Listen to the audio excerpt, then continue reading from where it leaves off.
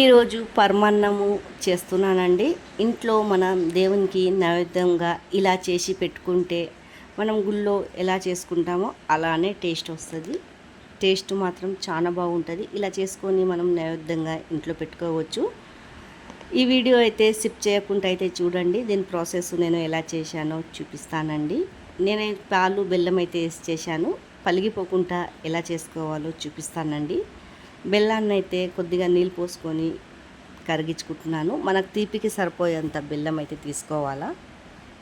నేనైతే చిన్న చిన్నగా నలగొట్టుకున్నానండి. తొందరగా నలిగిపోతే కరిగిపోతుందని ఇలా ఈ మాదిరిగా అయితే కరిగించుకోవాలా. కొద్దిగా నీళ్ళు పోసేసి ఎక్కువసేపు కరిగిపించే అవసరం లేదండి. కొద్దిగా కరిగిపోతే లుండలు సాలు. ఈ మాదిరిగా చూడండి కరిగిపోయింది. జర సిమ్ము మంట మీదనే పెట్టి కరిగించుకోవాలా. నేను ఈ నల్ల బెల్లంని అయితే తీసుకున్నానండి. తీపి బాగుంటుంది ఈ నల్ల బెల్లంది. ఏ కిరాణా షాప్లో అయినా దొరుకుతుంది ఈ బెల్లం అయితే. తర్వాత నేను ఇది పక్కకైతే చల్లగా అయితానికి పెట్టుకున్నాను. 1 కప్పు రేషన్ బియ్యం అయితే తీసుకున్నాను నేను. 1 కప్పు పెసరపప్పుని. ఇవి ఏంపి అయినా చేయొచ్చు, కానీ నేను ఏంపుతలేను. నేను డైరెక్ట్ ఇలానే చేసేస్తున్నాను. ఏంపుతే జర మాడు వాసన వచ్చినట్టు వస్తుందండి, అందుకే ఏంపుతలేను.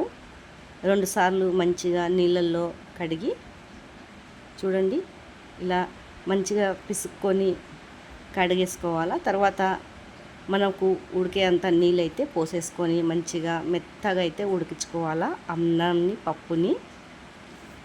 ఈ మాదిరిగా అయితే నేనైతే సిమ్ము మంట మీదనే ఉడికించుకుంటున్నాను. సిమ్ము మంట మీద ఉడికించుకుంటే మెత్తగా అయితే అయిపోతుందండి. ఇది ఇలా మెత్తగా అయితే ఉడికిపోయింది. రేషన్ షాప్ బియ్యం కదండి, మెత్తగా ఉడికిపోతుంది. చూడండి ఇలా మీకు కావాలంటే ఇంట్లో వాడుకున్న బియ్యమైనా తీసుకోవచ్చు, రేషన్ షాప్ది లేకుండా.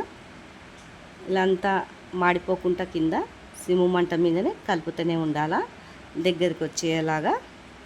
కొద్దిగా దగ్గరికి వచ్చేసాక ఈ బెల్లంని అయితే దీంట్లో వేసేస్తున్నాను. వడపోస్తున్నానండి. కింద మట్టి గిట్లా ఉంటుంది కదా, ఇలా వడపోసుకుంటున్నాను దీంట్లో. ఇక కొద్దిగా మంట ఎక్కువ చేసి ఉడికించుకోవాలండి. అన్నంని బాగా ఉడికిపోవాలా. ఇలా కలుపుతూనే ఉండాలా కింద మాడిపోకుండా. చూడండి ఈ మాదిరిగా అయితే కలర్ అయితే వస్తుంది ఉడికితే కొద్దీ.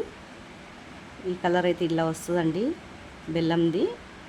బాగా ఉడకపెట్టుకుంటే దగ్గరికి వచ్చే వరకు అయితే ఉడకపెట్టుకుంటున్నాను. దగ్గరికి వచ్చాక 1 చెంచాడు నెయ్యి అయితే వేసేసుకుంటున్నాను. ఇలా నెయ్యి వేసుకొని చేసుకుంటే గుమగుమ వాసన అయితే వస్తుందండి, చాలా బాగుంటుంది. ఇలా దేవునికి ఎక్కించుకుంటే నైవేద్యంగా చేసి మొత్తము మంచిగా దగ్గరికి వచ్చేలాగా చేసేసుకోవాలా ఈ అన్నంని. చూడండి ఇలా అంతా. నేను బర్రెపాలు తీసుకున్నానండి. ముందే కాగపెట్టి పక్కకైతే పెట్టుకున్నాను. దీంట్లో అయితే చూపిస్తలేనండి కాగపెట్టింది పాలు. తర్వాత మరొక గిన్నె తీసుకొని అయితే కొద్దిగా 1 చెంచా నెయ్యి వేసుకొని కిస్మిస్ కాజు అయితే వేసేసుకుంటున్నాను.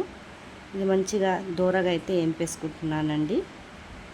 చూడండి ఇలా అంతా వేంపేసుకున్నాక సిమ్ము మంట మీదనే ఈ పక్కకి తీసి పెట్టుకున్నాం కదండి పరమాన్నము, దాంట్లో 1 గిలాసడు అయితే బర్రెపాలు వేసేస్తున్నాను. ఇదైతే కొద్దిగా చల్లగా అయిపోయింది.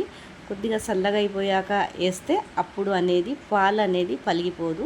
చాలామంది వేడి మీదనే వేసేసి పెట్టేస్తారు, అందుకే పాలు అయితే పలిగిపోతుంది. ఇలా చల్లగా అయిపోయాక పైనుంచి వేసేసుకోవాలి 1 గిలాసడు పాలు. ఈ వీడియో మీకు నచ్చిందా? కామెంట్ చేయండి, లైక్, సబ్స్క్రైబ్.